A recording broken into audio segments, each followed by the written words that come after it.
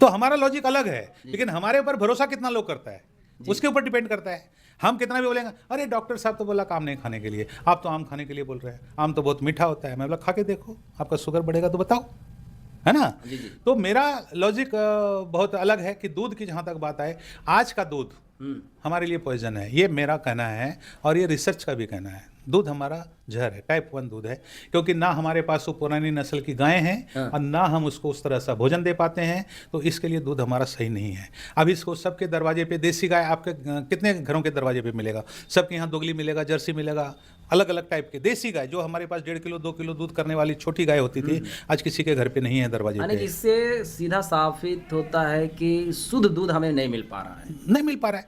आप देसी आदमी हो और एक फॉरेनर आदमी यहाँ आ जाए, जी जी। तो दोनों में फर्क होगा कि नहीं? तो ये जो जर्सी और दोगली को आप पैदा कर रहे हो, ये तो फॉरेन है ना। हाइब्रिड का कोई भी चीज़ आप सब्जी भी खाओगे आपके बॉडी में नहीं लगेगा।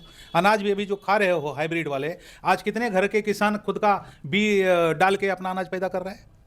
पहले तो अपना बीज रखते थे ना, तो सब हाइब्रिड में आ गए, तो बीमारियां तो पकड़ेगा ही। तो उसके लिए कुछ बचने के लिए आज भी ऐसी ऐसी वनस्पति है जो पत्तों का जूस आप करो, पत्तों का सेवन करो।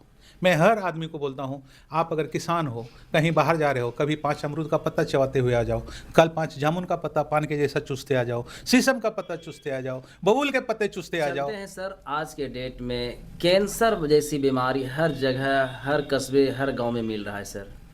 उसको बचने के लिए और इलाज के लिए क्या विधि है? जिसको अभी नहीं पकड़ा है वो बचना चाहता है, और जिसको है वो छूटना चाहता है। जिसको नहीं है जी।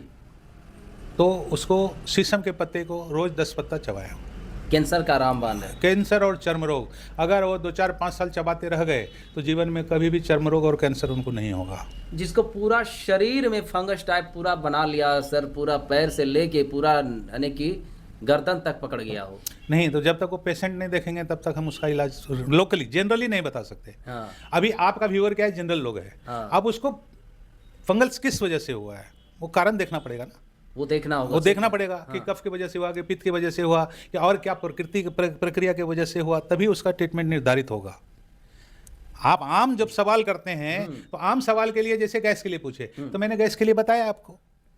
जी जी जी। बताया ना कि आप हर आदमी जीरा, अजमैन और सौंफ का काढ़ा पियो। जी जी जी। ये जनरल है, पी सकता है। लेकिन अगर कोई बीमारी है तो किस वजह से है उसको जांच करना बहुत जरूरी है। लकवा का क्या?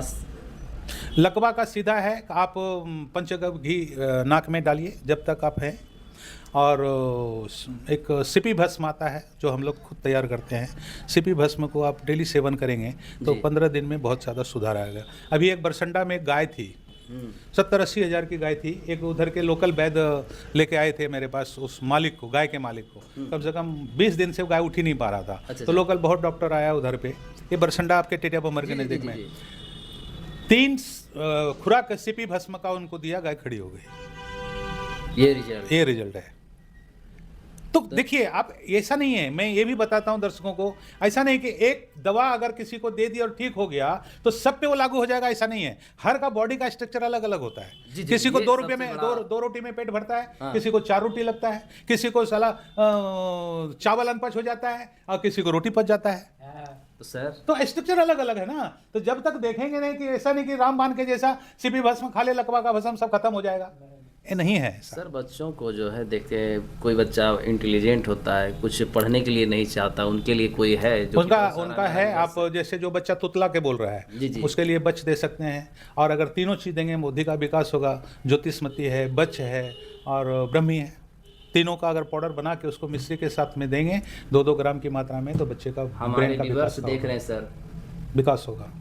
बीमारी बुखार से जो है, जैसे मलेरिया बोलिए या फिर कालाजार, काफ़ी प्राइवेट जगह क्लिनिकों में दिखा के थक गया है। उसके नाक से जो माढ़ी जैसा पड़ गया है और उसका इलाज कराते कराते लाखों रुपये इलाज करवा। नाक में माढ़ी पड़ना का मतलब क्या? यानी कि दूसरे टाइप हो गया है बराबर उसको, यानी कि जब तक दवाई देते हैं राहत लेता है, नहीं तो फिर उसका 10 लाख रुपया खर्चा कर चुका है। अगर किसी को काली खांसी हो या मलेरिया हो या डेंगू हो, कुछ भी हो, तो मैं सीधा सा बोलता हूँ, गौदंती भस्म मिलता है बैद्यनाथ में। जी जी। गौदंती भस्म और साथ में स्फटिक भस्म। जी, जी। अगर फिटकरी का नहीं, अगर घर में बना सकते हैं तो फिटकरी का ये भस्म को ही स्फटिक भस्म बोलते हैं। अगर दोनों का मिश्रण को मिला के अगर उसको शहद के जगह से चटाएंगे, जिसको कफ है तो उसको कैसा भी बुखार होगा वो छूटेगा। और किसी को पित्त के वजह से है कि जलन हो रहा है गांठ में, तो उसको घी के साथ उसको दीजिए, बहुत आराम मिलेगा। किसी के दांत में जो है सर बहुत सारा मुंह पूरा फूल जाता है सर, सामने देख के सर। हाँ आप थोड़ा इसे एक काला नजर आ रहा है। नहीं, ठीक है। जिसको मुंह का प्रॉब्लम है, जी। फिटकरी भस्म, फिटकरी का भस्म बनाइए, 10 रुपये का फिटकरी लाइए और उसको गर्म करके बतासे के जैसा कीजिए, उसका पाउडर बनाइए, कपड़ चूरन कीजिए और उसी से गुलगुला कीजिए। क्या आपके यहाँ सर कोई जड़ी बूटी हो जो कि बराबर हम टूथपेस्ट के जगह उसको इलाज? नहीं, आप घर में बना सकते हो ना। आप हल्दी ले लो 1 चम्मच, हाँ 1 चम्मच आप नमक ले लो और 1 चम्मच सरसों तेल ले लो जी। और इसका मंजन करो। साधारण मिला। साधारण चीज़ हर घर में है, सरसों तेल, हल्दी और नमक, जी जी जी। और उसमें चाहिए तो ये फिटकरी भस्म मिला दो और उसका मंजन करो।